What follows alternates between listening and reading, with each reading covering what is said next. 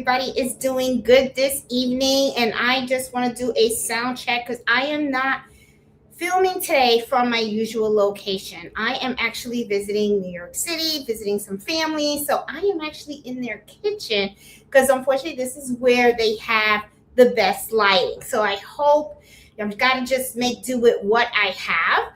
So I just hope that you guys can see and hear me okay. So let's see, I am doing a sound check and I see nobody is saying that they can't hear me, but I do see Bernardino. Thank you so much.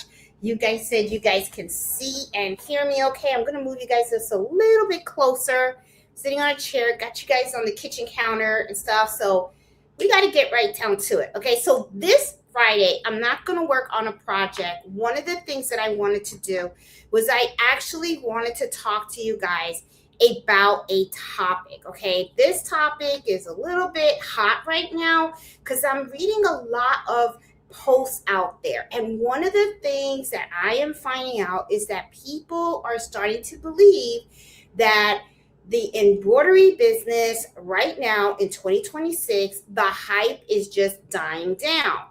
And I started to think about it and I said, I do notice that there are a lot of people that seem to have a lot of difficulty this year. And there's several reasons. And one of the things that I noticed is 5 main shifts that are actually happening in the embroidery industry. Okay. So what I want to do is I want to dive into what's really happening right now. Noticing a lot of changes that are affecting the small and home businesses. And tonight I want to talk about those 5 major shifts that are happening right now. Now, some of these shifts that I see, they are creating some challenges, but they're also creating opportunities. So if we understand what is happening, why it's happening, I have a feeling that we're going to be able to take all this stuff and we can actually adapt to it so that we can all be successful. So let's talk about some of these things, okay? Something that I really want you guys to just think about, all right? So if you were to ask me and you were to tell me, Jeanette, do you really think that the embroidery business is dying? My response is going to be, in a certain way, it is. But in reality, think about this, guys. Embroidery is something that is not new. It has been around for a very, very, very long time. If you go back in history, you're going to know that embroidery started as actual hand embroidery. People were doing embroidery actually by hand.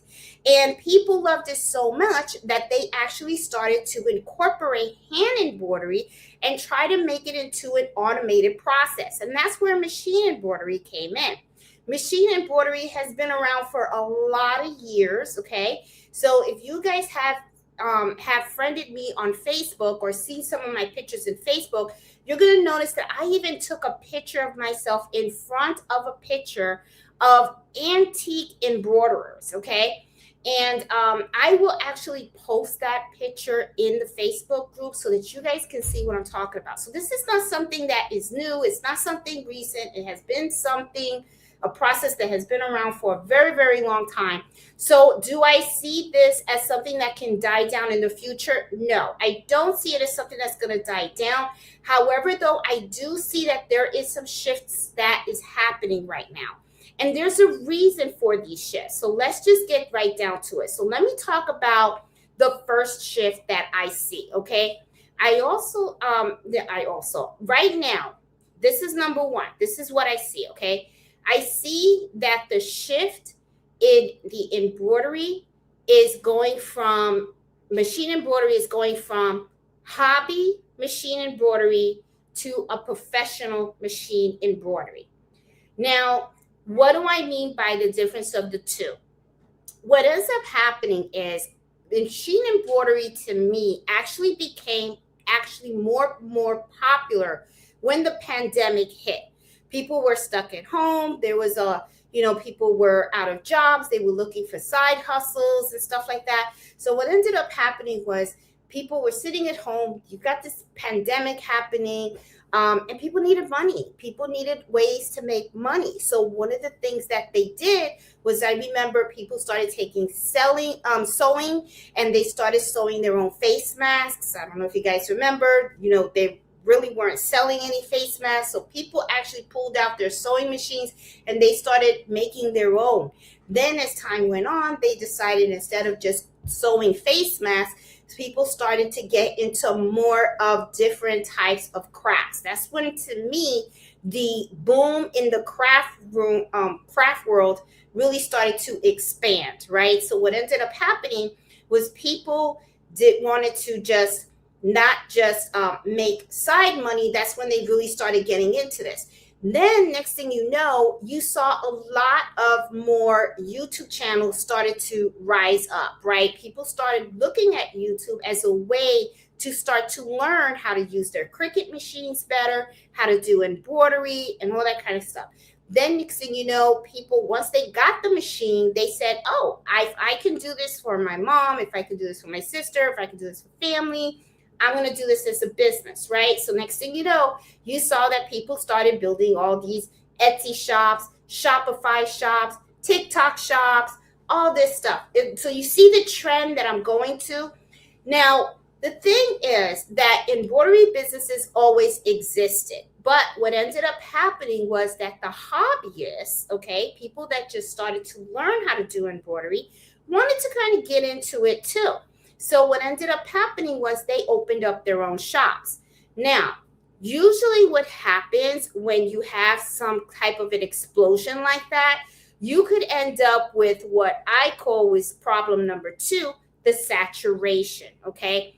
That's when everyone is jumping on the bandwagon and everybody wants in on it, right? Because, of course, if you guys know and you want to peel that onion, economic challenges are happening right now, okay? If you were even look at the stock market, you saw the stock market went down. I don't know if any of you guys invest in the stock market. I am an investor, so I do watch all those kind of things. So I do see that there is a shift that is happening to us economically, okay?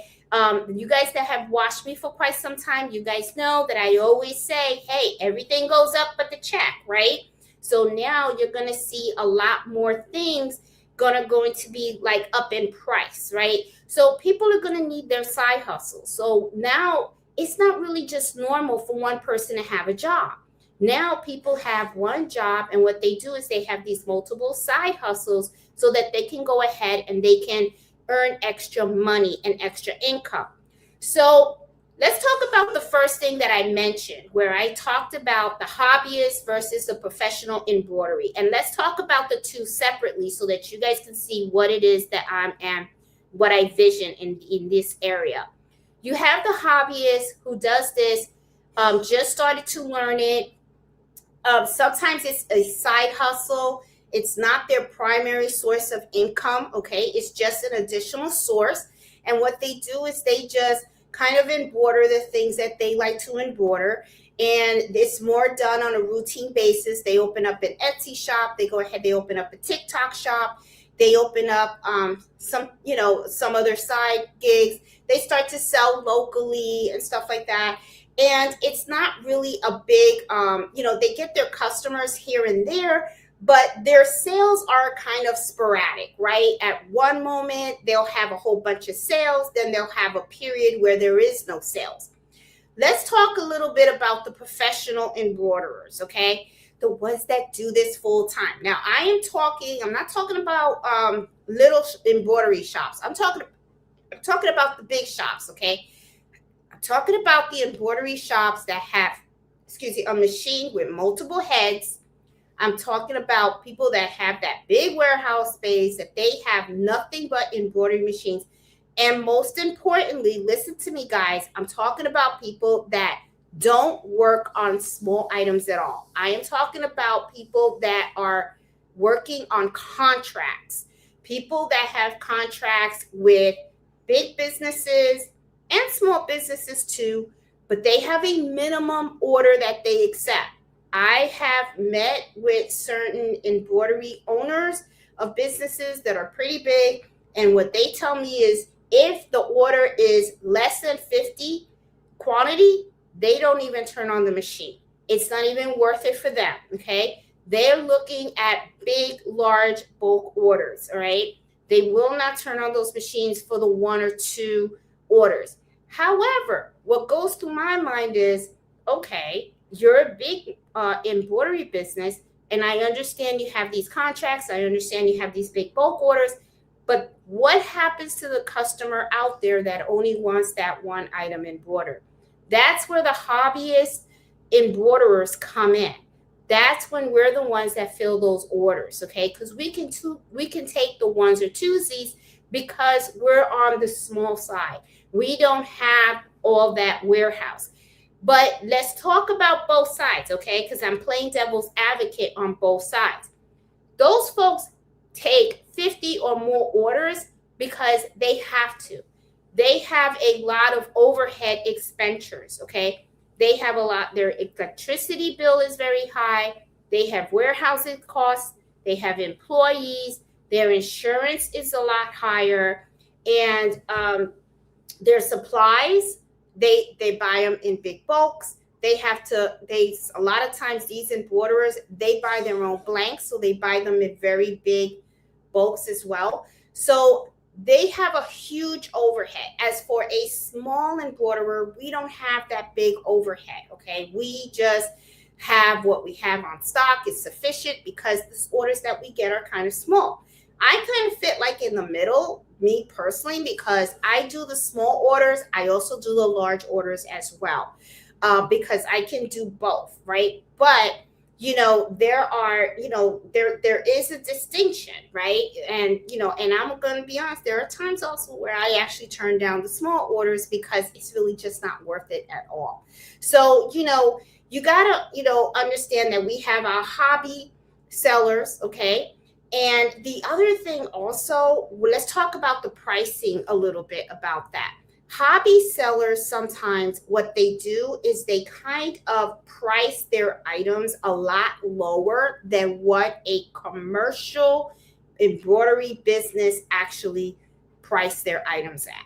Now, when I'm talking about that, you guys are probably squinting going, no, that's not true because they charge less per item. Think of it this way, guys. Let's say that somebody comes to me and says, I want a baseball hat to be embroidered, right? I have to look at the type of embroidery. I have to look at how many machines I have, how many hats I can do at one time. Then on the flip side, you have the person next to me that is a commercial machine embroidery business. And I'm not talking about the small, mid commercial home, the ones that I have and stuff. I'm talking about the big mamas, the Brandons, the Tichian, I think it's Tabishi or something like that. I'm talking about the big commercial machines that cost 30 grand and up, okay? I'm talking about the big honchos, okay? They usually have a lot of heads, and they can run about like 25 hats at one time and have them embroidered. That's why they can actually go ahead and charge so cheaply, because they can get a lot done a lot quicker at the same time versus someone that's home that only has like 10 machines or 9 or 8.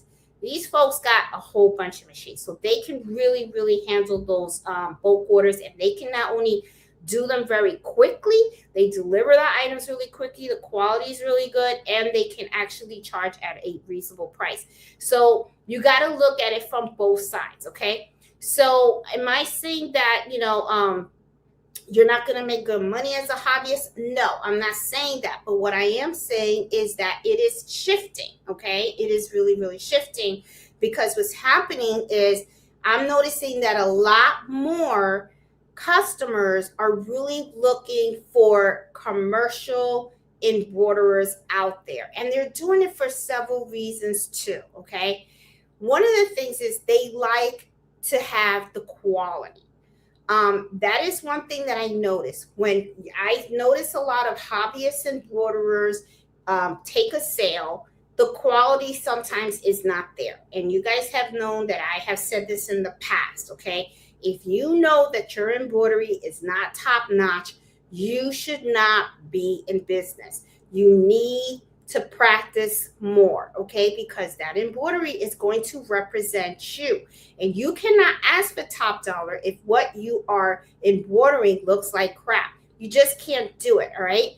A lot of times, customers, they're going to be picky because you got to remember, like I said in the beginning, the economical times right now are a little bit on the stretch, right? So just like when you go to the store and you're looking for a bargain, customers are coming and they're looking for a bargain too. But the thing is, if you're going to be asking for the top dollar, you got to make sure that what you are stitching out is worth the money that you're asking, okay? So, a lot of schools, they want that commercial embroidery and they also want the commercial price. So you got to make sure that if you're going to be charging a little bit more, that is actually matching the quality of the embroidery that you're producing, okay? So the other thing, okay, is that I am noticing, this is a shift that I'm noticing. People are quitting, okay? The hobbyist embroiderers are giving up. If you go on Facebook and you look on Marketplace and you go ahead and you type for machine embroidery, even multiple machine embroidery, you're going to notice that a lot of people are selling their machines. Why? Why are they selling it? I'm telling you why they're selling it. I already kind of know. I can tell you up front. They're selling it because they found out that it's not really easy money, okay? Everybody always wants a side hustle and they want to make money, but they want to make money easy. Embroidery is not it. It is not easy work. It's manual labor. Yes, you do have a multi-machine and you do press a button and the machine actually does the embroidery. But there is a lot of things that happen before the button gets pressed. And that's what people really don't realize. There is a lot of things. It's manual labor. You have to hoop the item. You have to make sure you know what stabilizer you're using, the type of thread that you're using. That's a lot of, you got to have the knowledge. You got to know about the type of thread, the needle. I mean, there's just so much stuff. The carrying of the boxes of all the blanks. Even after you embroider, you got to cut the stabilizer. You have to fold the product and everything and put it away nicely. There's a lot of labor that is actually involved. The packaging, okay, the talking with the customer, the gathering the requirements. When people get into this at first, they think that it's all fun and games, right? And they're like, oh, I want to do embroidery. I think it's fun and stuff like that. I'm going to have a business and I want to run the business. It's going to be a lot of fun and everything, right? I'm just going to take orders. And some of them even come out and say, I'm just going to embroider what I want to embroider. But if you really are a true embroidery business, it's not really all about what you want to do, okay? I mean, you can do that if you want, but the thing is, you are going to have customers that are going to come to you with their own ideas. They're going to want certain things embroidered on certain products. So you're going to have to learn to be flexible and learn how to do different things, right? So, it's not easy money, guys. I tell you, it is not. It's hard work, right? And people are giving up. They're giving up because not only do they see that it's hard work, they also see that it ain't cheap either. The machines cost a lot of money. The thread costs a lot of money. And now the prices of all this stuff that you need to do embroidery, guess what? It's going up. And if that stuff is going up, then when you are actually doing embroidery for a customer, your prices got to go up too. Because if not, you're going to end up working for free. So people are starting to notice that embroidery, it's not something that's easy, okay? They're realizing that it takes a lot of time to actually learn real good embroidery.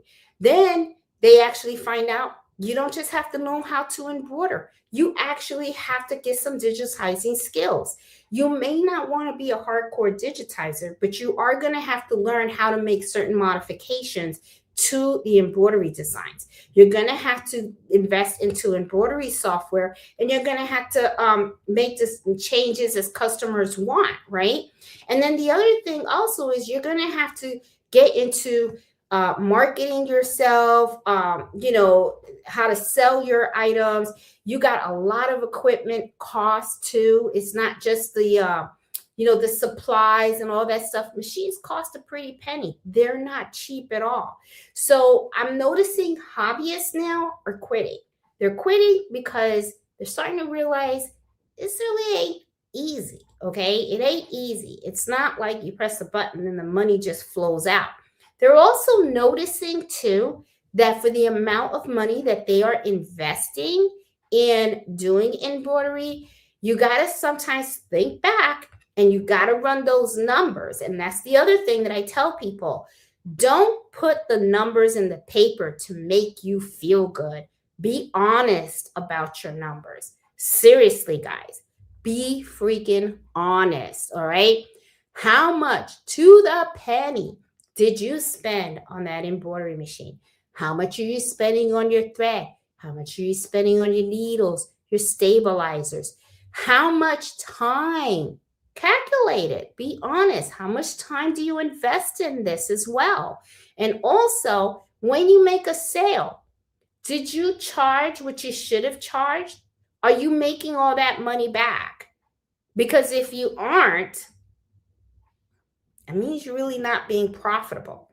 Now, let me tell you about people that are just starting out. Usually, when you have a business, the first 3 years, you're really not going to profit much because what ends up happening is the money that you bring in is going to be reimbursing you for all the expenses that you put up front in your business. Okay. Then, after you have recouped all that money, the money that you bring in, you're probably going to most likely reinvest it in your business because then you're going to need more equipment, maybe more machines, maybe more threads, more stabilizers, and so on, right? It usually takes a business about 3 to 4 years for them to be able to be at an operational level and then making enough money where they're either breaking even or bringing in more than what their expenses are. Okay. So if you just started and you're in year 1 or 2 or 3, you should not be discouraged. Okay. What you do need to do is once you're in year 4 or 5 and you don't see your numbers, and I'm not talking about numbers that you want them to be, I am talking about your true numbers. And this is the other thing that I noticed that a lot of people do. And I'm like, no, you got to be honest with yourself. Your embroidery business is your embroidery business. If you are making money doing other stuff, okay, like affiliations, YouTube, and all that other stuff, that's YouTube money. YouTube money is YouTube money. Affiliation money is affiliation money. Embroidery money is embroidery money. I'm talking about embroidery money. I notice a lot of times when people say, oh, I make all this money. But no, they're not making all that money because you have to look at your true, be honest, don't lie to yourself, money on embroidery. Running your embroidery business only, not the other stuff. The other stuff is just add-ons. It's just extra. We're not talking about extra. Anybody can create a YouTube channel and just talk, and whatever and make money, right? Anybody can do that. I understand that your topic could be embroidery, like mine. My YouTube money is separate. It has nothing to do with my business, okay? This is a separate type of, I call it like a separate line of business for myself, okay? So, I do sometimes, I tell my customers, hey, you can watch me if you want to learn about embroidery and you want to learn about my process and how I run my business and how I do things, you're welcome to do that. But the thing is, when I'm embroidering customer items, it's for embroidery customer items. It's the embroidery business. I do not mix my money together.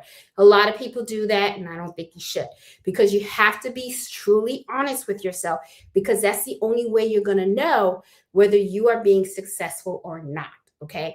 So I notice a lot of people, what happened is, they're starting to find out this is not easy stuff. Okay. This is pretty difficult. All right. So, now it's like people got excited. They were all hyped. They were like, yeah, I'm going to do this. I'm going to do that. And now what's happening is they're finding out that it's not as easy as they thought. They ended up finding out also that it's not just turning on a machine. Now you got the admin side, okay? Now you got to get your licenses. Now you got to talk with your county. Now you got to pay them, and you got to pay your sales tax. You got to do all this paperwork and all that kind of stuff. It's not fun, guy. I will tell you, and you guys already know that Fridays is my admin day. I even went and hired a bookkeeper.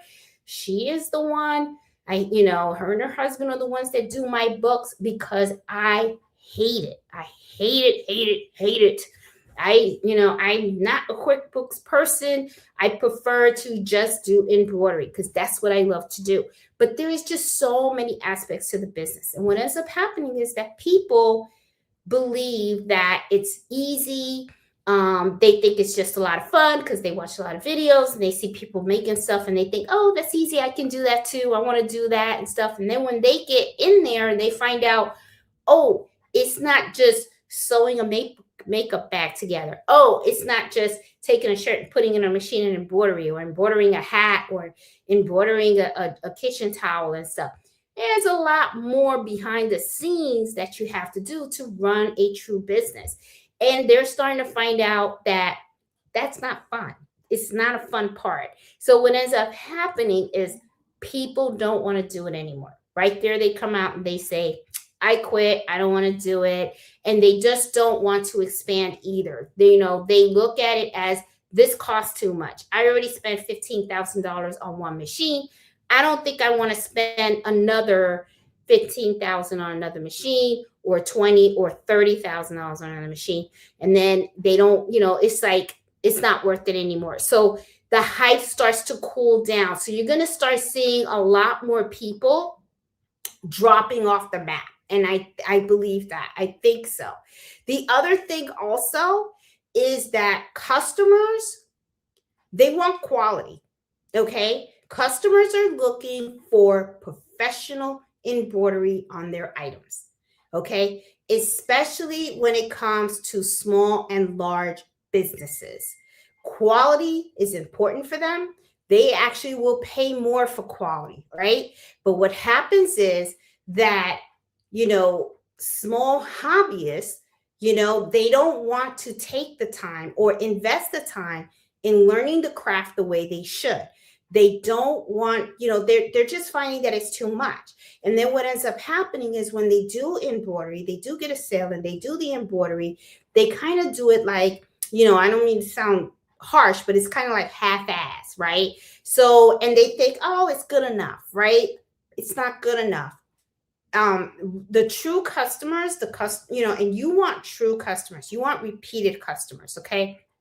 That is one of the things that I really, really do pride myself on, because the customers that come to me know that they're getting top-notch quality embroidery. I don't do half-ass. I just don't. I won't do it. It's just not going to happen. If I'm not in the mood, if I'm not sure, or, I have to be in a rush, and I know it's not going to come out right, I just refuse the order. I do. I refuse the order. Even if I'm not sure if the embroidery is going to come out right, no. I am very honest with my customers. I will let them know up front and say, you know what, this is something different. I've never tackled this before. It's something that I'm going to have to make sure that I practice. Maybe it's the type of fabric. Like, I know there is certain fabrics that I just will not touch. I won't touch it because I know it's slippery. I know it's iffy. I know I can have puckering, and I just don't want to deal with that because I don't want my name attached to bad embroidery. Customers want quality embroidery. Okay. So sometimes, a lot of times, people are like, oh, you just do whatever. No, you don't do that, because it says something about you. It really, truly does. So honestly, guys, you really have to pay attention to that. Okay. Now, the thing that I noticed too is that a lot of times small embroidery businesses, we're small, right? So I notice you take one order, like somebody will come to you and say, oh, can you just embroider a shirt for me, right? Let's talk about that when those things happen, these one-off orders. And that way you could kind of understand why these big professional embroidery businesses, they don't do these one-offs, okay? It kind of gives, it give you a little understanding of it, okay? Somebody comes to you, they have a shirt. It's just one shirt. It's not two, it's not three, it's just one. Then they say, I need a logo. This is what's going to happen. You have to pay a digitizer to digitize their logo. You go ahead, you get it digitized. There goes the cost right there, right up front. Then let's go a little further. When you get that file from the digitizer, do you just slap it on the machine and then put it on the shirt? No, because guess what? Digitizers make mistakes. So what's going to happen is you have to take that design that you got from the digitizer, and then you have to run a test stitch. When you run that test stitch, that's when you'll find if the file that you got is fine. And if it's not, then what ends up happening is you go back to the digitizer, you have to make the corrections. If corrections are made and they give you the file, do you go ahead and stick it on the shirt? No, you do another test stitch. So notice how the process is starting to take time, okay? That's time consuming. That's your time. Your time is valuable, okay? So what ends up happening is now you went to a digitizer, you test it out twice. Now the customer comes and gives you the product and says, okay, I want it on the shirt. You already expended a big amount of time on that one shirt. And now you're going to go ahead and embroider on the shirt. Now, the question that I ask you is, do you think that all that work was worth $10? No, it wasn't. Which is why I say pricing is so freaking important. You really have to understand how you are going to handle small orders. Small orders, and I'm going to tell you guys, listen up, small orders are the most costly for embroiderers, not the bulk. Okay, sometimes people would think, oh my God, that's a lot of shirts, that's a lot of jackets. No, those are not the problem. The problem is the small orders, because you have to do the digitizing, okay? You have to do the testing. You're going to be doing it on one shirt, okay? And then before you even do that one shirt on the machine, guess what? You got to set up the machine. You have to set it up, okay, for that one shirt, just so that you can make an extra $10, $15, $20, right? So you got to be smart on how you plan on taking these single orders, because your time is valuable and you have to make sure that what you're getting is worth it. So you have to think about that.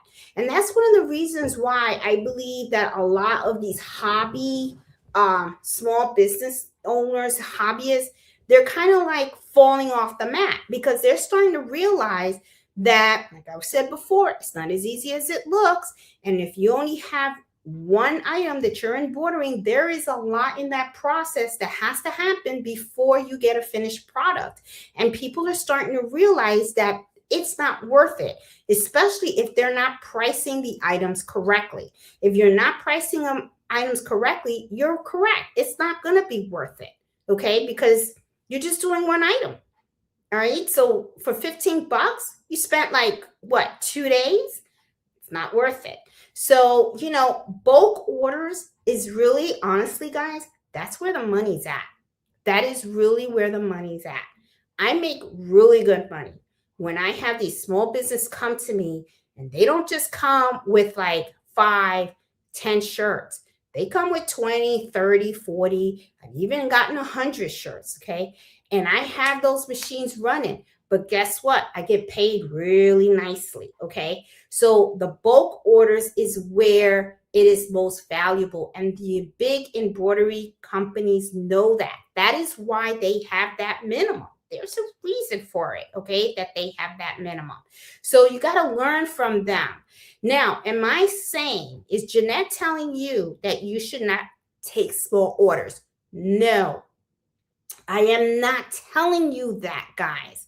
What I am telling you is that when you have a small order, you have to make sure that you are pricing accordingly so that that one order or small bulk order is worth your time and effort, because then that is when you can become more profitable.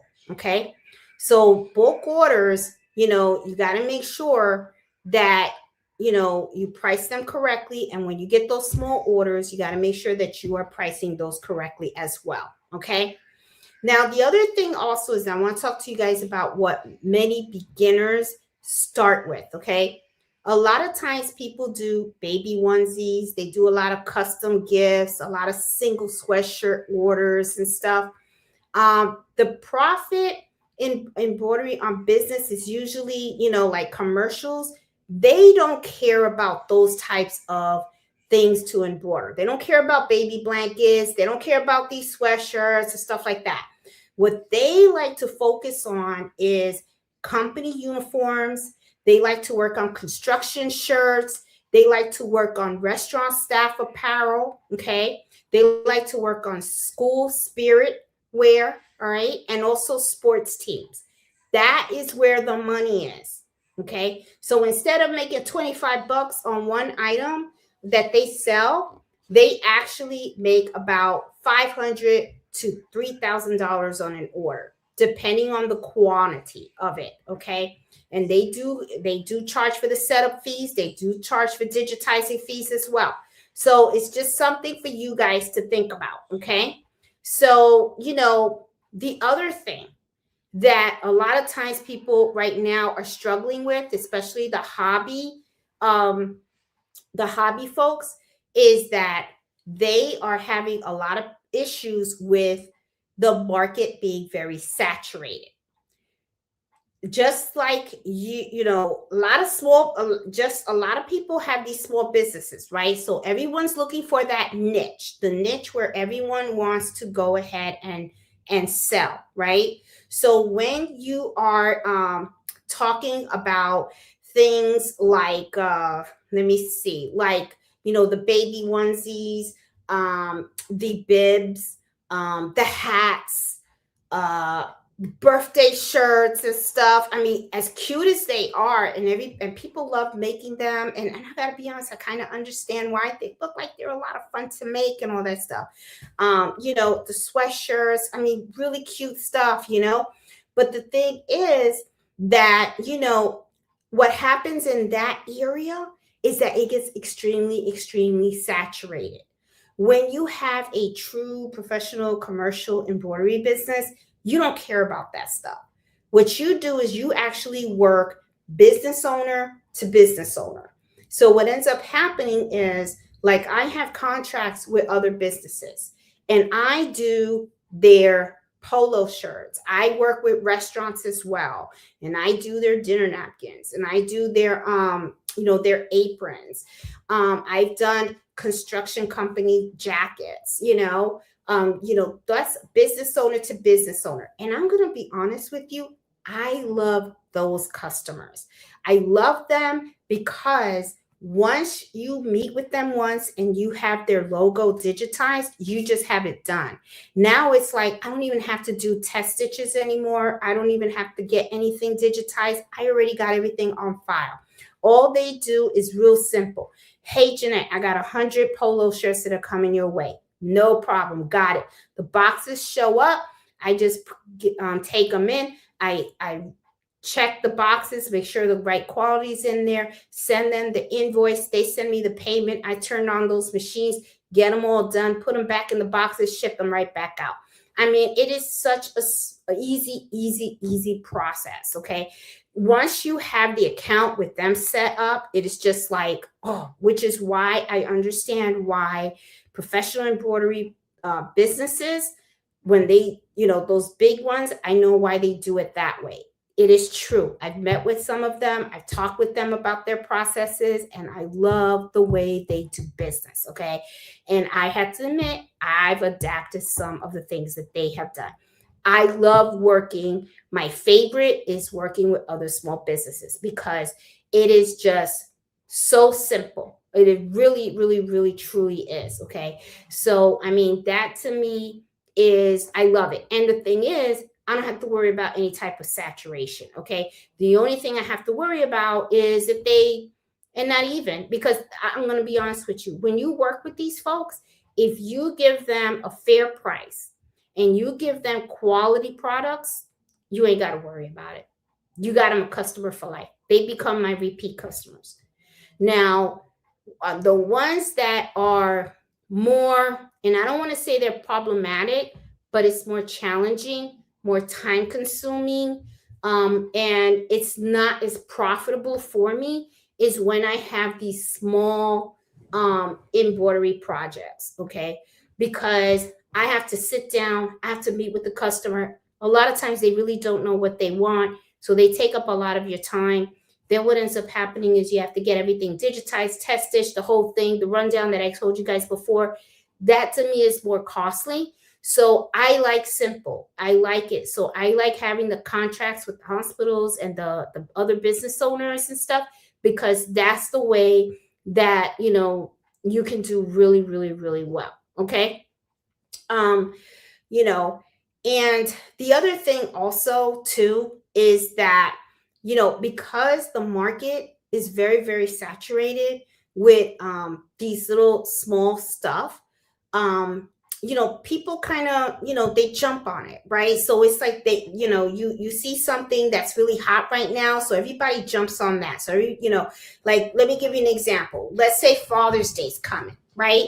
And then all of a sudden people want, somebody comes out and says, oh, I'm going to monogram men's ties. Next thing you know, that's hot, right? So the first time you see people monogramming people's men's ties, they're going to probably charge about like what, maybe $20, right? So then what's going to happen is the next hobbyist is going to see it and they're going to say, oh, I can do that too. So instead of charging $20, I'll charge $19. Then they go, I'll charge $18. Then they go $17. Before you know it, gets to the point where it's not even worth doing it. Okay. Now, sometimes with gifts like that, people are not sometimes looking for the best quality either. Sometimes they're just looking for that quick gift. So they will try to sometimes go with the cheapest. All right. Unless a person is really particular and they need it to be top quality, sometimes they will go with the high or the medium price. But, you guys get where I'm going at with this. Okay. It can get a little bit, challenging and stuff like that. Now, machines in embroidery machines, they're popping up left and right. Okay. Now there's like so many brands out there. It's very difficult for you to pick whatever it is that you want to use. Okay. There is a lot of embroidery machines that have history, been around for a long, long time. There are some that are strictly commercial. Then you have the semi-commercials. Then you have the home ones. So really hard, to compete. And also, another thing you got to think about is social media played a big role in all of this too. Social media, got something caught in my throat now. Got a little frog or something.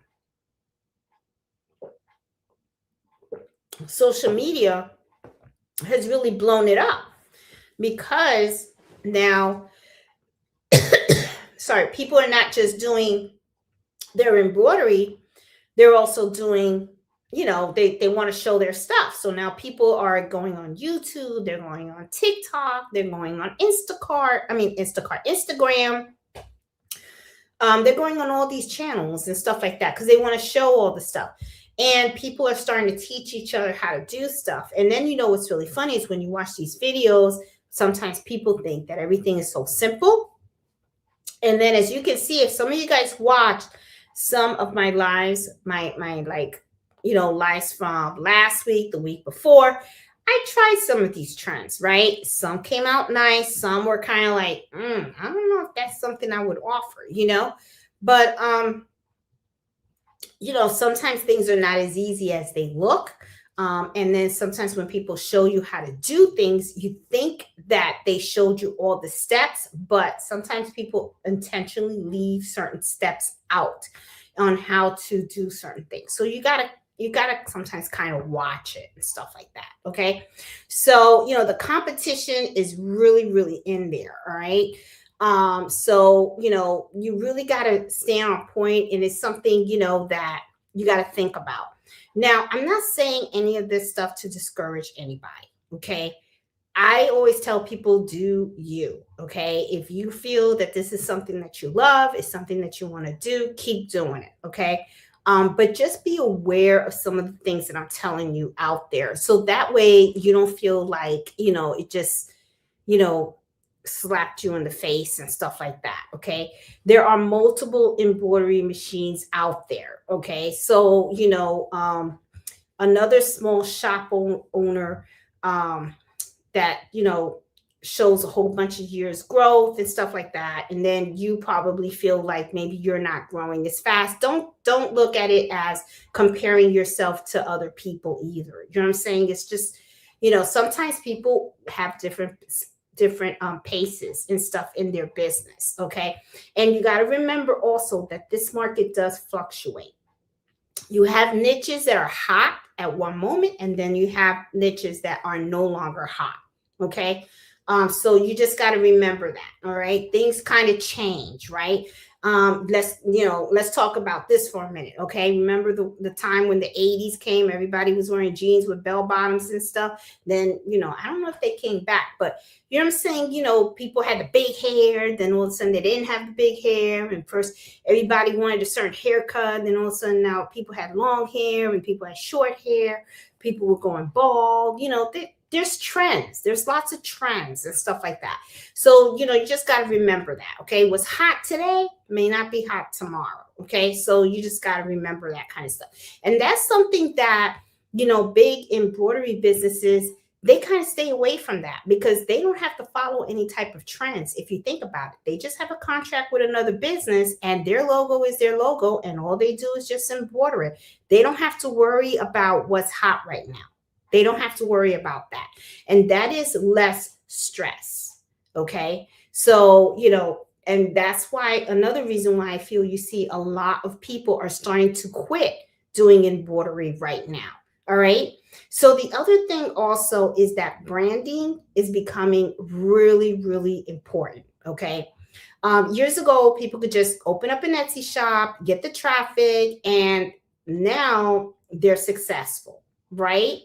But then, what happens is that all of a sudden now it's like so saturated that it's like in your Etsy shop, you're offering, I embroider socks. Well, guess what? Type in personalized embroidered socks. Lots of shops are offering that. So the competition is really out there. And what's going to happen is that you're going to have to market and brand yourself more.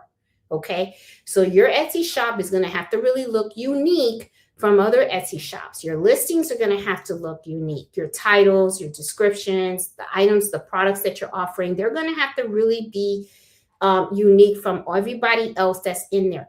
Now, this is the work that I was talking to you guys about earlier that people are not feeling. And this is why I notice that a lot of people, what they're doing is they're quitting. Okay.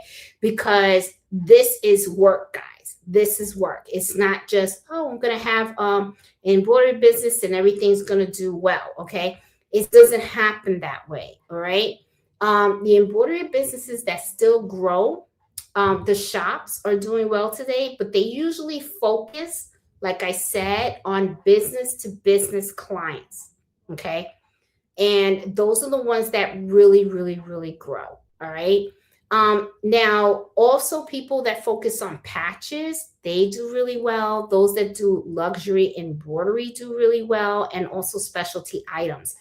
And the volume items, those are the ones like hats, polos, that kind of stuff. Those do really, really, really well. So, it's just something that I noticed that it is a big, big shift. Okay. Now, here's another shift that I kind of noticed. All right. Customers are expecting a faster turnaround. Customers don't want to drop something off to you and then you tell them it's going to take a month for them to pick it up. They want something right away. That is one of the things that I kind of noticed. It's like customers want to bring something, they want it like yesterday. That is something that you're going to have to really look at. And now, why is that happening? Well, you got platforms like Amazon and other kinds of stores that do next day shipping and all that kind of stuff. So customers are already kind of like in their mindset. They're kind of trained like, I want to order something and it's going to happen and I'm going to get it tomorrow. They don't really realize that there is a process with this embroidery. So it's not something that you can do right away. Okay, unless you are someone who really doesn't have that many orders, which is why I have a schedule book. So I have customers that when they come to me, I have to schedule them in. And the reason why I do that is because I do have several orders and I can't work on everybody's order at the same time. So as they come in, I schedule them in. First question I ask is, how soon do you need this item? Okay. And if they need it right away, I have to look at my schedule book. If I can schedule them a little bit earlier, I will, but it comes at a cost. Okay. The price goes up. If they tell me they don't need it right away, I look at the schedule book and I see when I have my next availability. And then I go ahead and I give them, this is the estimate and this is the time frame that I'm going to work on your order. Okay. And I stick to that time frame. All right. And I let the customers know too, I am only a one-person shop. I work on all my items myself. I am not Amazon and I cannot do next day shipping. Okay. Now, big embroidery corporations, they can do faster because, of course, they have more machines than I have. I don't have 50 machines. I only have 3 multi-needles. So, I can only pull out so much. But what ends up happening is, like I said, it depends on the customer. If they need it right away, then I do encourage them to go to a big commercial company. If they need something that's only going to, they need it like in a week or two or something like that, and I can accommodate it, then I'll take the order and stuff. But you got to make sure that you communicate with your customers, okay? So embroidery businesses that succeed, they usually develop efficient production systems, okay? They look at the process, all right? And they look at how they process orders. Okay. And as a small business, you're going to have to do that as well. You're going to see, how are you going to do batch orders?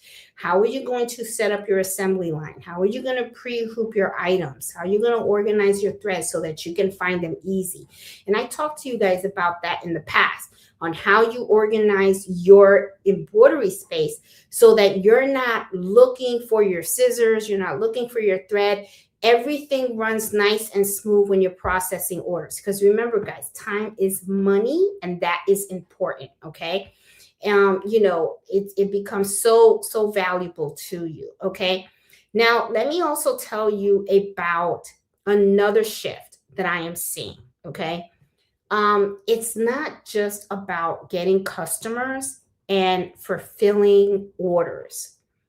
I do notice that there is an area of growth in the embroidery industry, and that is education. Okay. More and more people are looking for ways to become educated when it comes to learning how to embroider. There is not a lot out there. And there is a lot of times what happens is people are learning from trial and error. Okay. They're not learning from other professional embroiderers. I do notice, though, that you have to really take the time and invest in learning. Okay. And I noticed that some people that quit very quickly, what it is they don't want to take that time to learn. They actually just want to learn real quick and keep it going. And you can't do that. When it comes to embroidery, there's a lot of details. And that is something that a lot of people don't like to listen to. They get really upset and it bothers them when I say that, but it's true. It's a craft. It's a skill. You got to practice it lots of times. You got to practice and practice. You got to learn it. You got to know what you're doing. You got to learn about the fabric. You got to learn about the thread, the waist, the needles, the sizes. You got to know what combination works and what doesn't work, and what to do to correct certain situations as well. Okay. You got to learn about puckering. You got to learn about different methods of hooping. And people just don't want to spend the time educating themselves on how to do these things. And that is problematic, in my opinion. That really is. Now, I think the area of education is an opportunity. It really, truly is. So if you are into embroidery, but you really just don't want to run a business, think about the education side. If you are good at what you do and you have no problem teaching people how to do it, why not? I say do it. I think you could do it. Why not share the knowledge? You can help somebody out. So I really think that the education is an area that's not saturated. you know I think the more educators we have out there, the better. There are more than one way to do things. To be able to learn multiple ways of hooping, how to handle stabilizers, how to pick the right embroidery design, how to pick the right fabric and stuff. And when I'm talking about education, I'm not talking about how to work a machine.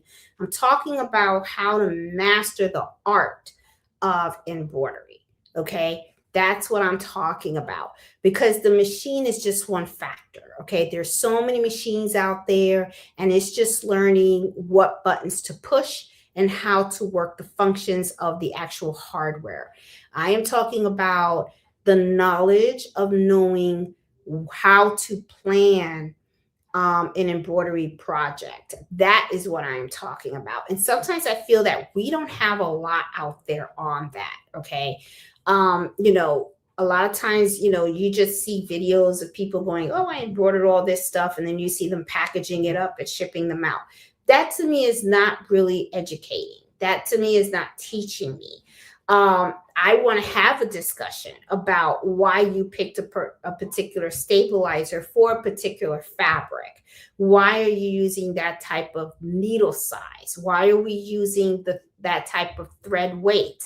That to me is more important, because that is actually what's going to teach you, so that when you start to work on your embroidery projects, you can apply that knowledge.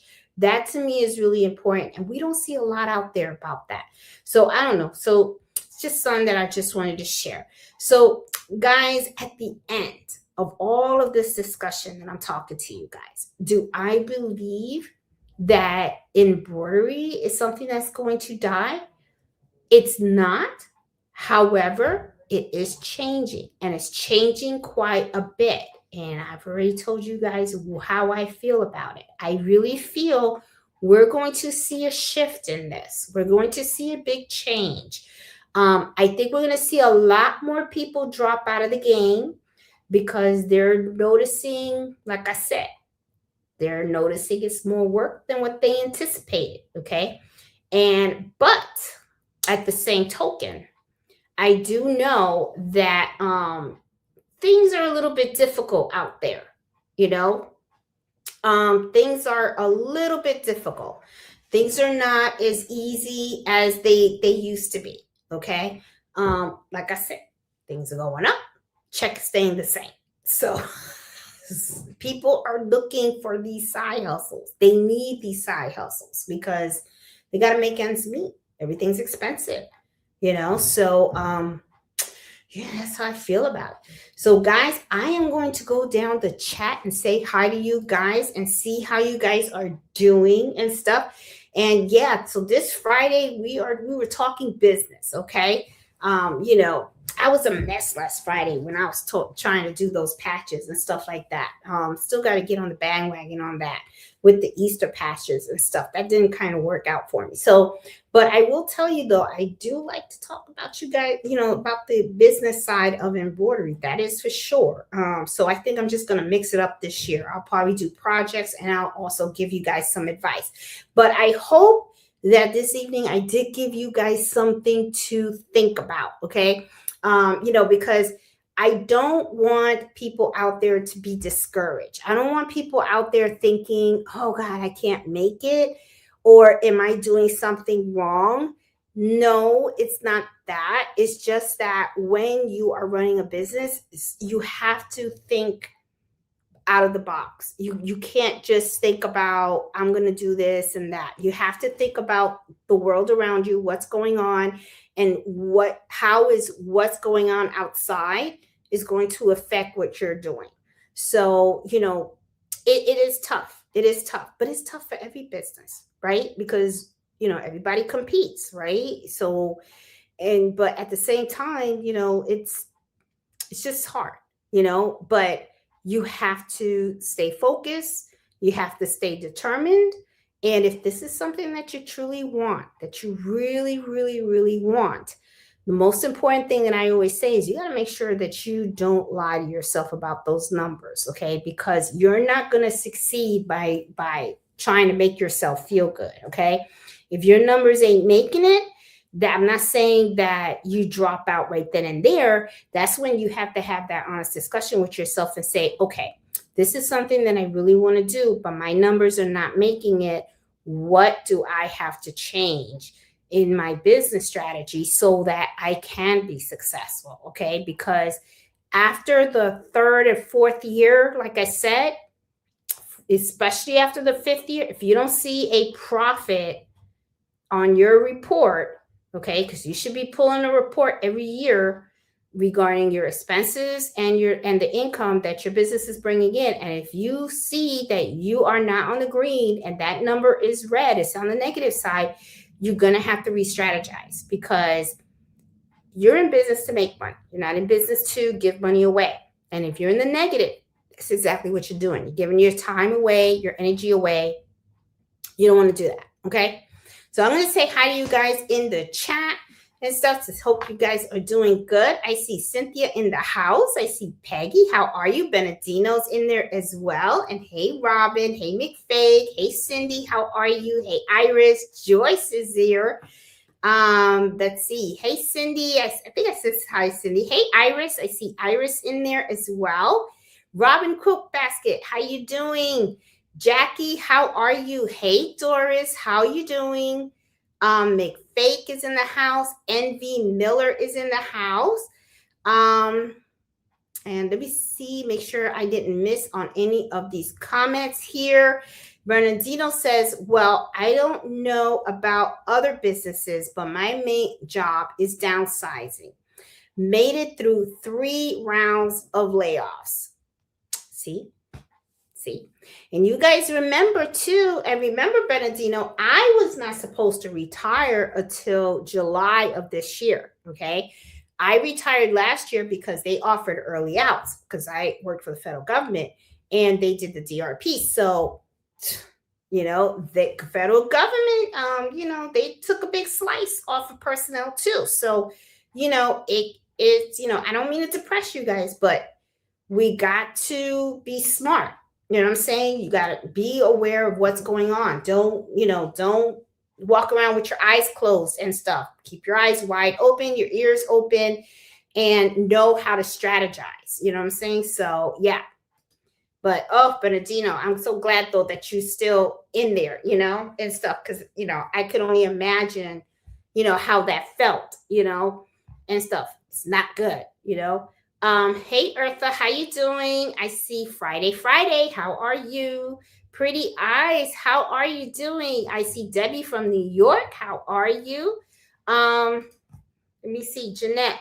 That's how my mom started teaching me crocheting and hand embroidery. Yes, hand embroidery, it's been around for a year. That's why I don't think embroidery itself will not go away.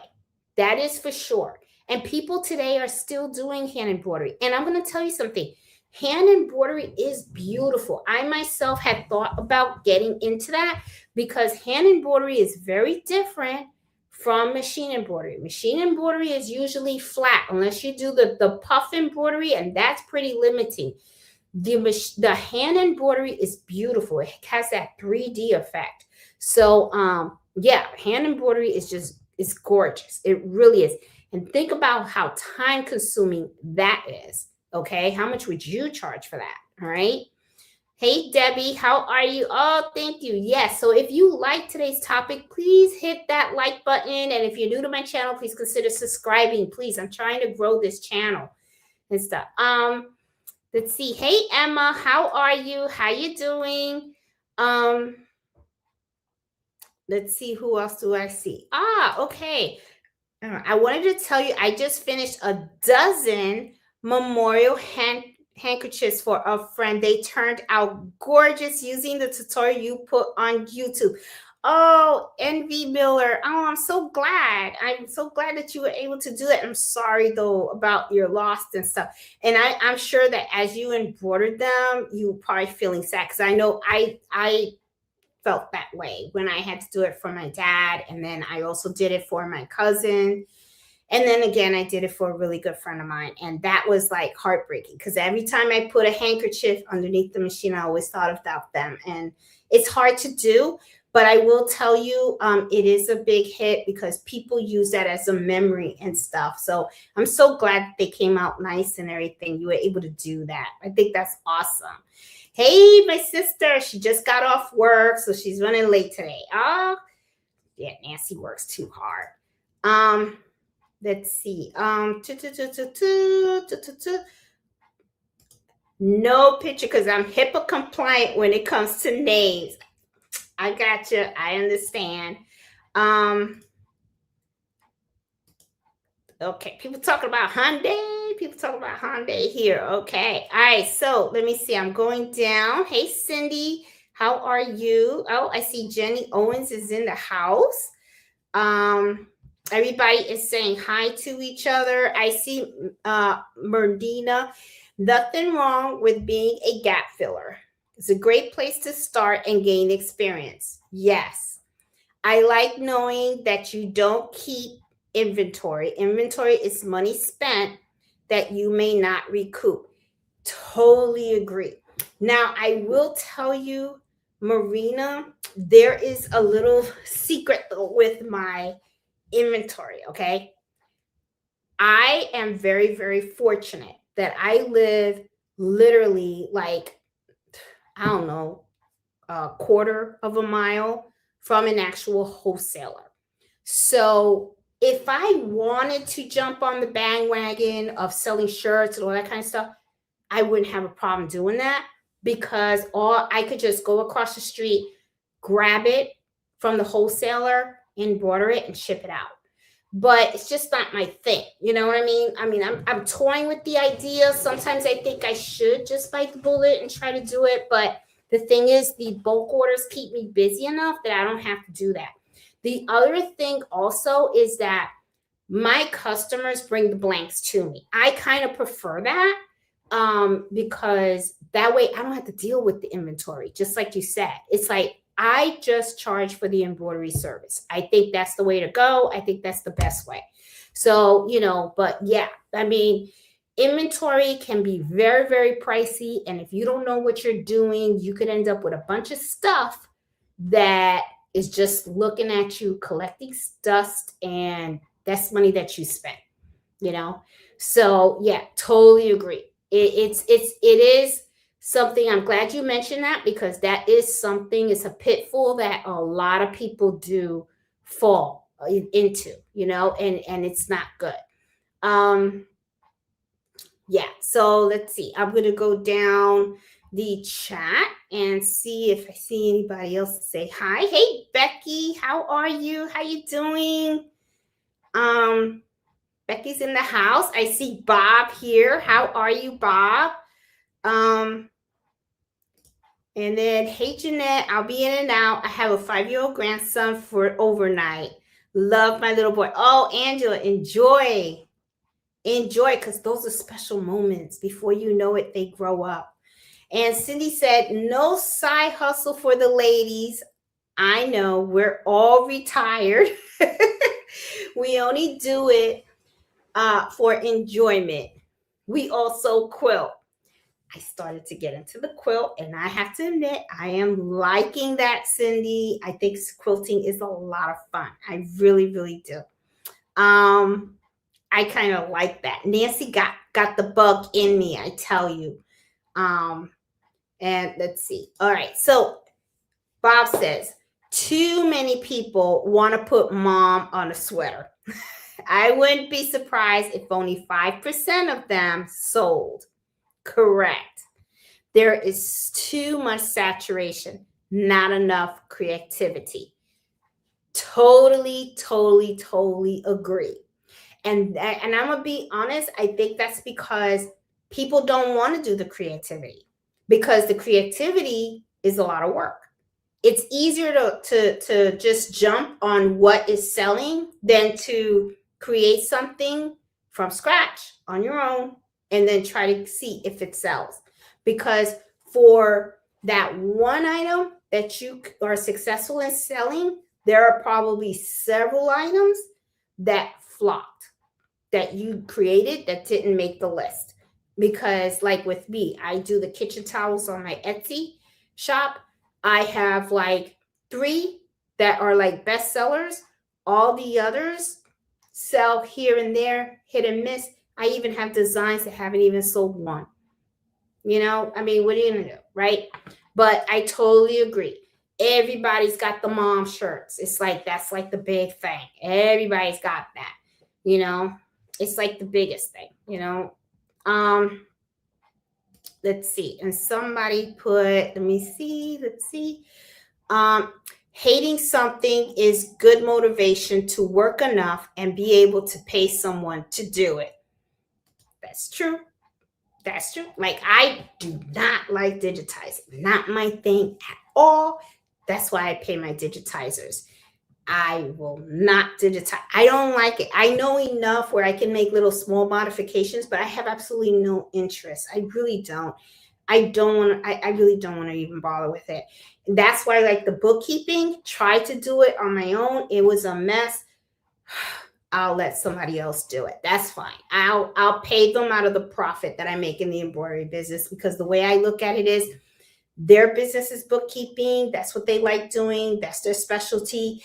And I like helping other small businesses, because the thing is, that's the other thing too. When you work with small businesses and you go, oh, what do you do? Like, I have a vet and I work on their stuff.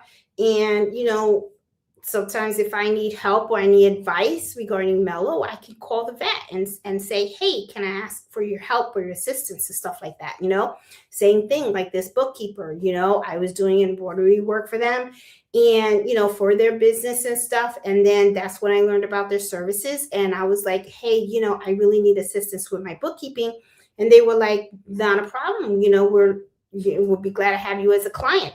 So it's kind of like we're like each other's clients. And one of the things that I really love about working with other business owners is they respect you. I really feel that way. They know that I give a very decent, fair price. I don't have to worry about, really explaining the process too much or anything like that. They're good. They're like, this is what I need. They're very forward with the requirement. When you're working with a non-business owner, a lot of times they don't know, and they're kind of looking for your advice. Other business owners don't really ask for advice because they know. They're like, I have this shirt and this is how I want it, and that's it. They're very like on point. They're not new to the game. And I like that. So yeah. And let's see. I haven't found the time or energy to have a business. My friend sells at craft fairs for price of supplies. She loves doing it and can afford to subsidize the price at the low income church. And Debbie, I have a girlfriend of mine, and she does those craft fairs. And this is the other thing too. You know how I talked about overhead? Well, let me tell you, those craft fairs have overhead too, because not all. I mean, because I've heard of some places where you can go and you can set up a table for free, doesn't bother them. But if you go to certain areas, they do have a fee for a spot, right? They'll assign you a spot and then you pay a fee. And what goes through my mind is you have to sell, and you have to sell to make up that fee. And then you have to sell more than what you paid in that fee for you to actually say you were successful at that craft fair. So you got to watch the money. You got to watch the money. You can't just, say, oh, I'm going to do this and it's fine. There was a lot of times when I wanted to do a craft fair, and then I would go up there and I would ask how much the booth was, and they would be like, it's $800-$900. And I was like, that's high. I'm like, there's, and I sell my kitchen towels for like $25. You know how many kitchen towels I would have to sell in order to make a profit if I have to pay $800 or $900? I mean, to me, I was like thinking to myself, I would probably have to find someone that would like to share the space with me. That way we can cut that in half, maybe. I don't know. I mean, it's just like, I was really floored at the price tags of some of these places that they were, they wanted like a lot of money. And I was just like, it's just not worth it. I'd rather just sell my stuff off of Etsy. That is for sure. I'm like, nope, I wasn't going to do that. Let's see. And then as a digitizer and embroiderer, when someone wants one of something, it might take me hours to digitize and test. So if the patch is $20, but the digitizing is $150, $200, they're paying $220 for one patch. That's right. Totally agree with Bob. I totally agree with him. And that's the thing. Sometimes too, customers will come and go, that's a lot of money. No, it's not. It's a lot of time. It's a lot of time. And then this is the other thing, okay? Because me and Bob had talked about this in the past, okay? Sometimes people want stuff that has so much detail. They don't realize how much time it takes because of all the color changes. And then size matters. They want to give you a jean jacket, and they want to put like something on the back of their jean jacket. But the thing is that jean jacket, because of all the details and the different colors, it takes about a good 4 to 5 hours just to embroider. And then think about it, you're not going to throw that jean jacket, just stick it in the machine and walk away. It's not like you can just press the button and go hang out with your friends and then come back. You got to watch it. You got to watch it so that you're stuck there. And those hours that item is underneath that machine can't work under the project because it's occupied. You're taking up that machine time. So I can't embroider a hat or something else on that machine. The machine's already working. So people got to pay for that. People have to pay for that, and stuff. So totally agree. But if they buy 20 patches, the digitizing fee is deluge. I know what you mean. It's synced into all the other patches. And that's exactly how I do my pricing too. If I have a big bulk order, then I actually incorporate the digitizing cost into the price among the items. So that way, it kind of helps to lower the price a little bit, but you're not losing money either. So I do the same thing. Let's see. Carol said, I am putting embroidery and purse making aside for a bit so that I can have time to make a photo album so that I could work on a scrap photo book album for my 4th grandson. Priorities win for a little while. See, I think that's awesome. Let's see. Hey, Jenny, how are you? How you doing? I don't know if I said hi. And then Becky said, I got 2 tunes out today. Have to wait till the 16th to get 2 more. I so feel great. Oh, I don't know what Becky's talking about. I think you guys are chit-chatting on the side. Jeanette, trends are fine in the short term. Yes, they are fine in the short term. However, though, Iris, this is the thing. People sometimes, when the trends start, people get all excited, right? Because they're making all these sales. And then they don't understand that it is a short term.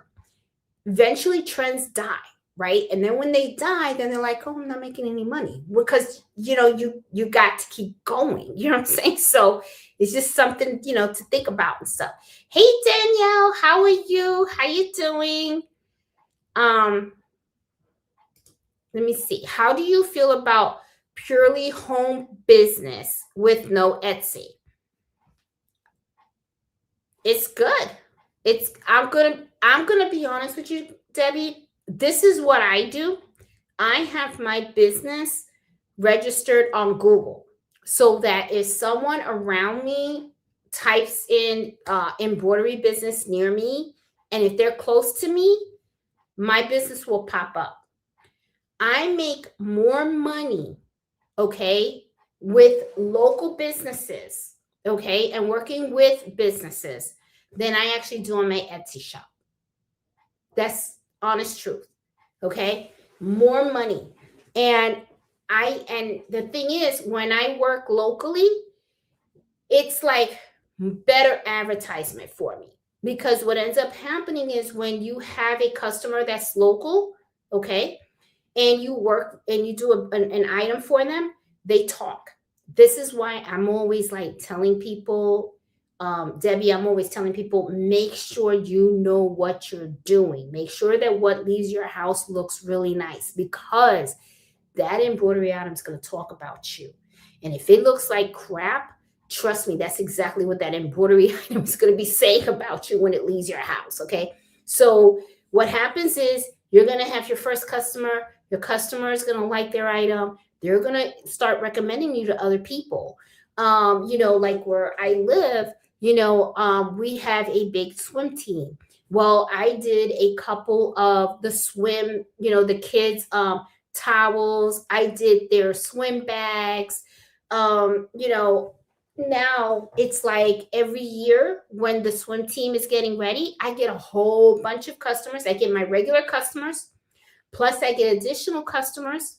Okay, I already got customers waiting for me to get back to Virginia because they got swim bags for me to embroider. Okay, so you grow.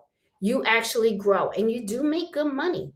You do make good money. I know I personally, my situation, I make more money from my home embroidering items for people at home than I actually do on the Etsy shop. The Etsy shop does good too, but most of my business is working at home. So what I recommend doing, Debbie, if that's something that you want to do, make sure that you register it on Google.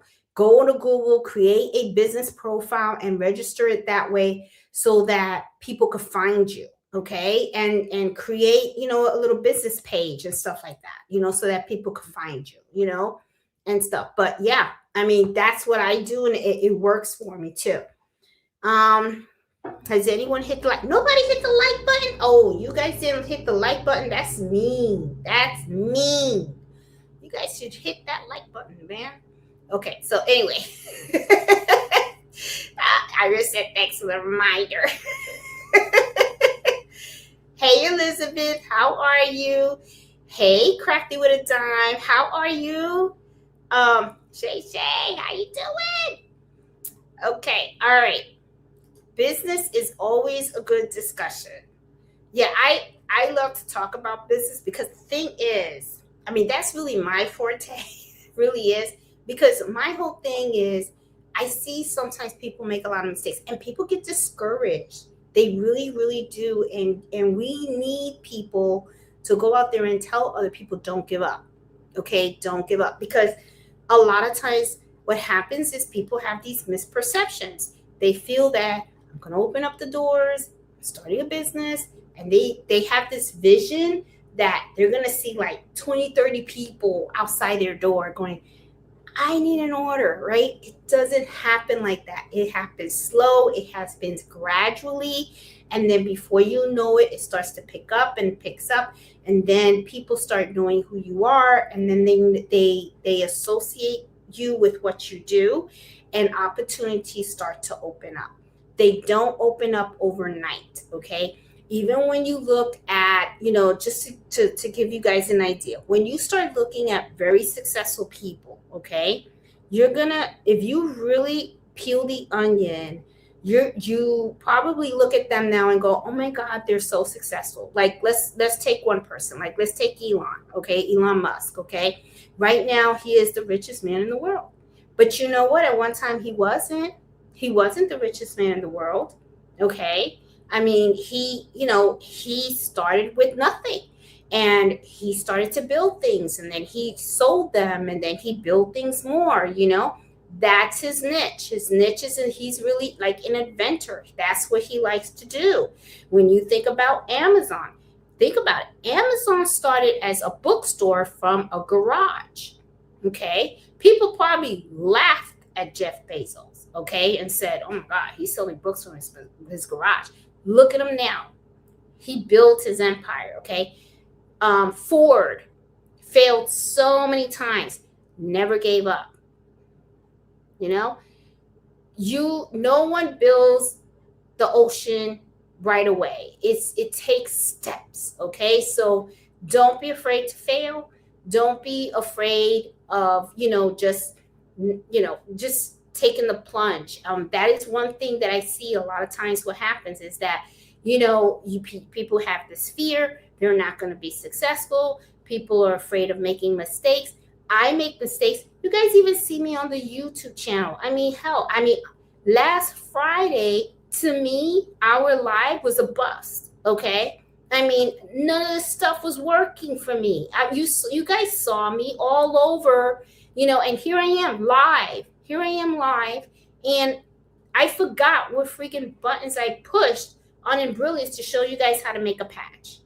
I mean, I have my flops. Of course I have my flops.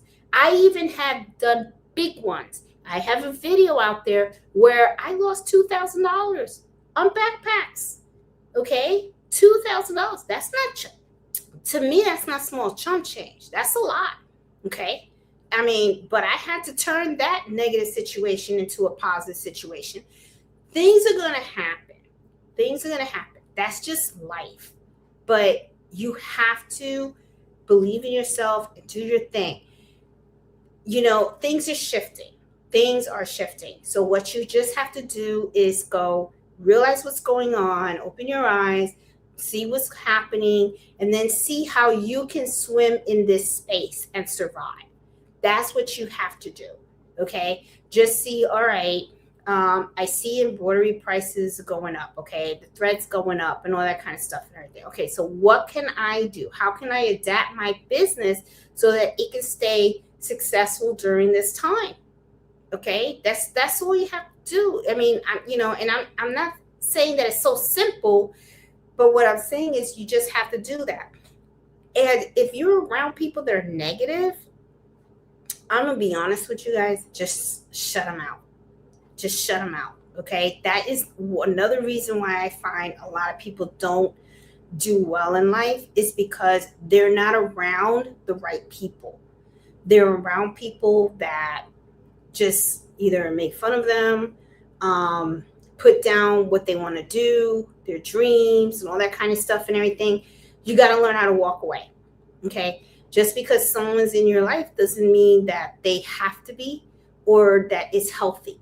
So you have to make sure that you're around people that are going to help you to stay strong and build those dreams.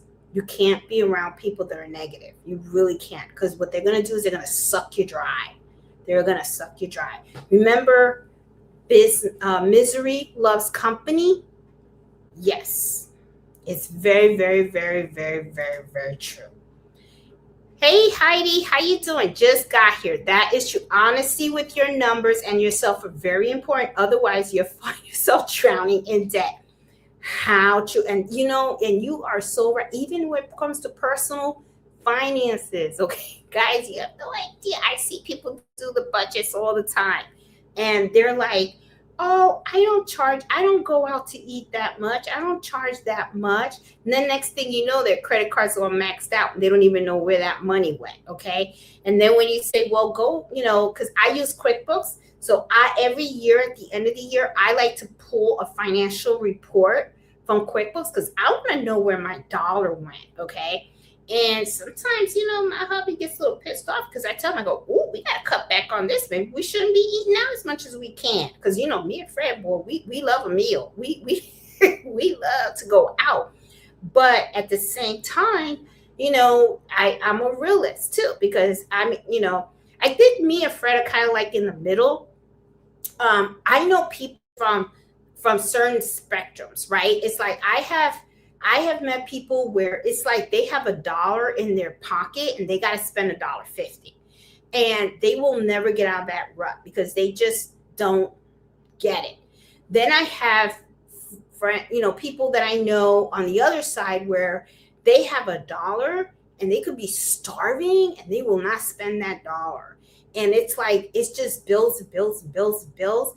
And then what ends up happening is I feel like they're missing out on life. Like they want to do so many things, but they just don't want to touch the money at all. And me and Fred, I feel like the way we are is we're savers, but we're also spenders because it doesn't go with you. So I look at it as we are at a point in our lives where we are very content. We're very blessed. We trust me, we work for what we got. Okay. I mean, no money came out of the sky for us, but we budgeted so well that we made sure that we were able to live our lives the way we wanted to, be comfortable, and also enjoy, because we want those memories. We want to be fine, especially now that we're both retired. It's like, no, we have to enjoy our lives because you only get one ride on this earth, one ride, and we want to enjoy and flavor every moment of it, and stuff. I mean, that's just how we are. That's how we are. And it works for us. And I'm not saying that one way is right or wrong or whatever, but you got to really be honest. And when you're running a business, you better be honest with yourself, okay? Because there is, people don't have businesses to lose money. It's to make money. All right. So, look at those numbers and call it what it is, what it really, truly, truly is. Hey, AMG, how you doing? Yes, I see work with me, but what I am being taught, I'm not being taught anything, not just the hands-on, but also how to maintain inventory, how to price them, all of it. You do well on your channel. Thank you. Oh, thank you, MG. I appreciate it. I appreciate it. And I agree with you. There is a lot of work with me, and I got that. I think most of that is for a fan base. Me personally, I'm not really into that. I don't like doing that. If I'm working on an order and I turn on the camera, it's because there is something about that order that I'm working on that I want you guys to learn about. Like there was one that I did about the work with me, but the thing is, the work with me, I wanted you guys to learn about how I work on bulk products. I take the bulk products, I line them up by size, because you want to be very efficient in your time. So to me, it's about learning. And it is true. There is a lot of videos out there that do that work with you. You're not really learning anything. All you're doing is just watching a person walk around. You see the machines going, you see them packaging, you see them labeling, and that's it. That's it. But some people like watching that. Some people do. Everybody's different. Everybody's got their own flavor, right? So, let's see what else we got here. I want to try crewel embroidery on the machine. There are some patterns. Oh, I gotta find out what that is. I never heard of quilt embroidery. I have to find that out. Let me see. Hope it turns out like I remember. Quilt in hand embroidery bee. Oh, the hand embroidery. Yeah. I really want to learn that. And I think I'm going to try to teach myself that. And maybe when teach myself that, maybe what I'll do is I'll do a couple of videos on how to do that.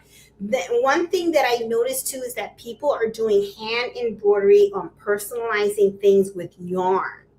And I found that really interesting. So it's like now I want to learn how to do that because it looks like fun and it looks relaxing doing that. Would I be able to do that as a business? I don't know, because then what ends up happening is may not be so relaxing because then you got to hurry up and hand stitch all that stuff. It can mess up your arm, you know. So that's something that I think about. So I don't know. We'll see. Hey, Soul Pearl Creations, how you doing? Let me see. Been in the background listening. Good info. Oh, thank you. I appreciate that. Oh, here goes Linda. I have asked today to do some embroidery work on a bag, like a man's shaving gift. Have you done one? And can that be done on a flatbed? Okay. I have done those kinds of kits. I have done them. Can it be done on a flatbed? I think it can. You would have to turn the bag inside out, and then you would have to use your hands and I would use sticky stabilizer. And I wish I was at home, because if I was at home, I would be able to pull something out and show you guys how to do it. Because remember, Linda, when you're on a single needle machine, you're looking for that flat surface, right? So look at where they want to have the name. See if you can turn the bag inside out and place it on the hoop where that area that you're going to embroider the name can be flat. If you can do that, okay, if the zipper's wide enough where you can do that, you're golden. If you see that it's going to be problematic, then no, you would probably need to do that on a multi-needle where you have an arm, and you would use a fast frame. That's what you would do. But try to see if you can do that. See if you can turn it inside out, kind of like if you were to embroider a baby onesie, kind of the same method, and see if you can flatten that area. And then also, to make sure that you're not embroidering in the wrong area, what I recommend you do is print out the template of the name, tape it on that area so that once you have it flat on the hoop, you can make sure you make the necessary adjustments to your machine so that you are embroidering exactly where you need that embroidery to be. Okay? So I hope that helped. Let's see. Let me go back down. And what happened to the dad shirts?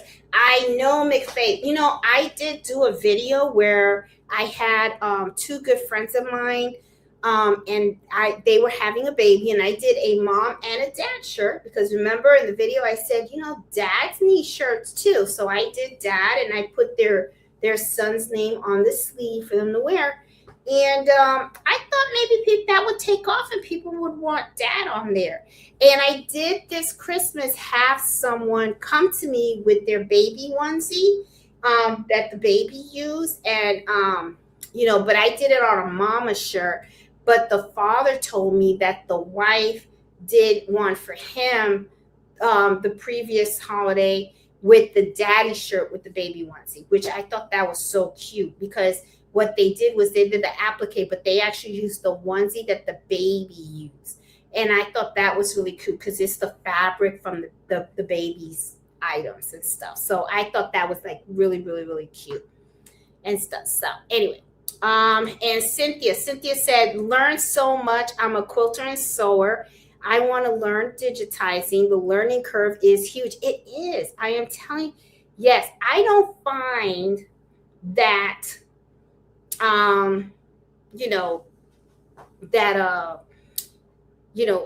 digitizing is easy at all. It didn't work for me. Oh, okay. Bob said he didn't start with nothing. He was one fit. That is true. You are right. He did. You're right. That is true. I forgot about that. You're right, Bob, because he did, because he's from South Africa, and I think his father had stuff. But it's really funny because I saw a documentary though, and it said that he was living with his brother in Canada. I think it was. I'm sure. I think they went from South Africa to Canada, and I think he was going to college back then. So maybe I am misinformed. I think I am. I think you are correct, Bob, on that. I think I was misinformed. And so, but you guys got my point, I mean, he still had to work, I mean, he didn't just like wake up and become the richest man in the world. I mean, he had to actually work, so yeah. But I think most of his success business came from him buying other businesses and rebranding them to create the appearance of his creation. That is true. Because if I remember correctly, I don't think Tesla was his idea. He was an investor. It was actually like two other people that created the car, and he's the one that rebranded it and stuff like that. Yeah, that is true. I know a lot of negative people. I avoid them like plague. Yes, and I do the same thing. And you know what's so funny is when you do that, then people look at you as having a problem. I notice that all the time. It's like, oh, she's just mean. She's got attitude. She's got this. She's got that. I'm like, I don't care. I'm going to do me, and it's all about me, and I want to be happy. And because you only get one ride, guys, why would you let other people mess it up for you? Just don't. Do your thing and be happy. I'm telling you. Time is money. Yes, it is. I know a lot of negative people, but okay, sorry. So thankful for those videos because I've learned so much from them. Oh, thank you, Elizabeth. I'm so glad that this is really for hand embroidery Google Sue Cindy, I'm gonna do that. I am gonna do that because I think hand embroidery, I have seen when I've gone on Etsy and I've looked up hand embroidery, and I have seen some beautiful hand embroidery work. And it's very 3D. That's the one thing that I really love. It's very 3D looking. And I'm kind of like, oh, it's beautiful. So I would love to be able to do stuff like that. I could just see it now. I could see it now. Be like, I don't want to do machine embroidery anymore. I'm just going to do hand embroidery. And I'll just take my time, make things as I finish making them, just put them on Etsy and sell. Oh my God. They got beautiful items out there. Beautiful, beautiful, beautiful, beautiful. One of my struggles is knowing how to price accurately. Elizabeth, the one advice that I tell you is look at your time. I see a lot of people, I'm not saying don't do this because I know a lot of people, they go, well, for every 1,000 stitches, I'm going to charge this. But this is how I do it. How much do you want to earn per hour? Okay. Once you have that number down, all right, look at how long it takes for you to make that item. There goes a certain cost right there. Then look at your materials that's involved. Put that cost in there. And that'll give you a ballpark of where you should be, pricing and stuff. Give that a shot. I think that's going to help a lot because what happens is that $1 for every 1,000 stitch. No, it's all about time because this is the other thing too. Some things are easier to hoop. Some things are harder to hoop. It depends on the process. It really does. And sometimes you use one sheet of stabilizer. Sometimes you use 2 sheets of stabilizer. Sometimes digitizing costs $7. Sometimes it could cost $15. All of that. Incorporate all of that. And what's most important, Elizabeth, the most important is that at the end of the day, and I'm serious about this, at the end of the day, that you don't feel that you've been taken advantage of. That to me is key. Okay. I always say my philosophy has always been my price is fair. I understand from the customer's perspective that they want high quality embroidery at a reasonable price. Got that. However, I'm not willing to do that. And then I felt like I got used. So I want a price that's going to be not just fair to the customer, but fair to me as well. Okay. So that you create a win-win situation for everybody. Because the worst thing that can happen is when you are selling embroidery and then you're pricing it, your customers are happy, but then you're miserable because you feel like you got taken advantage of, which most likely you probably did. And trust me, some customers know that. And the customers that try to lowball you, stay away from them. Because I am a true believer that not all customers have your best interests at heart. If they're just trying to get something for nothing, those are not the customers that you want to deal with. Let somebody else deal with that crap. You don't need that, okay? You want to enjoy your experience as a business owner. You want to be able to put out their top quality products for your customers to enjoy, and you want to be able to get paid fairly for them. If you have a customer that you got an instinct that cut them off, just cut them off. It's not worth it. It really isn't. Trust me, it's not. And I don't have a problem saying, I'll be like, no, I think it's better you find somebody else. Just ignore them. Make up. And if you don't want to be so blunt to tell them that, then just say, I'm too busy right now. That's it. I can't take your order. I'm too busy. That's all. You don't owe anybody an explanation, but what you do owe is you owe something to yourself. And that's to make sure that you enjoy this experience. That to me is very, very, very important. Okay, guys. So anyway, it is late. It's 10 o'clock. It's 10 o'clock. I'm in New York City. I think my cousin went to bed and stuff. So I am enjoying my time here. I should be back in a couple of days. Next Friday, I will be filming from home, and I'll have more lighting and all that kind of stuff. This was the best lighting that she had in her apartment and stuff. I have to tell you, I kind of miss New York. I mean, going on the subway and all that kind of stuff. I mean, it's like so cool, Yeah, and it was really good visiting family too. So, yeah, so I wanted to just come out here for a week just to get away and just relax and stuff and see family and everything. So I am enjoying my time here. So, yeah, so I'm having a good time. So I will be back next Friday and I'll be home. I will be home, and I already got orders waiting for me because while I was here enjoying time, I'm getting a lot of calls for orders and stuff. So I got a lot of swim bags that I got to embroider. So guys, I will talk to you guys later. I hope you enjoyed today's topic and stuff, and I hope I gave you something to think about and everything. Have fun with those embroidery machines. That's the most important thing. Enjoy them. Have fun, sew, and stuff like that, and just enjoy. Okay, so I will talk to you guys next Friday. You guys have a good one. Take care. Have a good one. Bye.